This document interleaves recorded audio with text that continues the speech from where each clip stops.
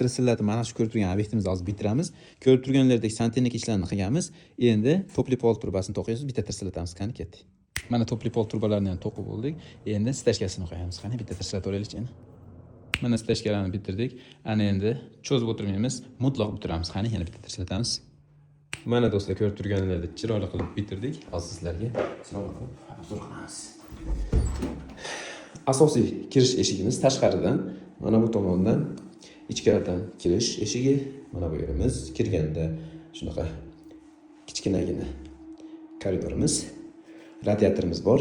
Mana ko'rib turibsizlar, holatda chiroyli qilingan. Turbalarni ichkaridan qilib berganmiz, chiroyli turadi. Shunaqa holatda.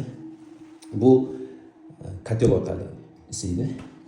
Qaranglar do'stlar, bu tomonda tahorat oladigan joy qilib berganmiz. Shunaqa chiroyli holatda o'tirib tahorat oladi. Mana bu bezbardir qilingan. Bezbardir qilingan sababi odamga noqulaylik bo'lmaydi. Suv chachrab ketmaydimi deganlar uchun chachramaydi. Mana qaranglar.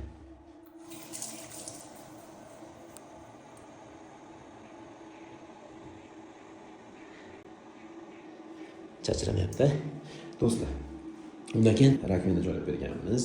Go'zal holatda turibdi. Undan keyin kir mashina ustida isitgich. Mana bu yerda kichkinagina havo aylanib turgan portishga ключатор, topli polni termal regulyatori, elektrik topli pol ham bor, ham suvlik kotel orqali isingan topli pol ham qilib berganmiz. Juda go'zal holatda bo'lgan. Iloji bo'lsa shunaqa ikkala tomonlarni qilgan afzal. Patologimiz natijali patolog bo'lgan. Shunaqa plafonlarni chiroyli qilib qo'yib berganmiz. Mana bu yerda veshilka, soshilka bor. Qulaylik birinchi o'rin. Mana bu yerimiz hojatxona. Eshikni ochamiz. Ko'rib turibsizlar do'stlar, juda ajoyib. Mana bunday chashaga o'rnatib berganmiz. Gigiyenskiy dush. Undan keyin mana bu xonamiz yuvinish xonasi. Bunga alohida unitaz qo'yib berdik bu xonamizga. Undan tashqari dushovoy zonamiz mana. Dushovoy zonamiz mana bunday oynalar ham bor. Ajoyib. Ko'rib turibsizlar do'stlar, bu yerda traplarimiz podkafel, juda ajoyib ko'rinishga ega.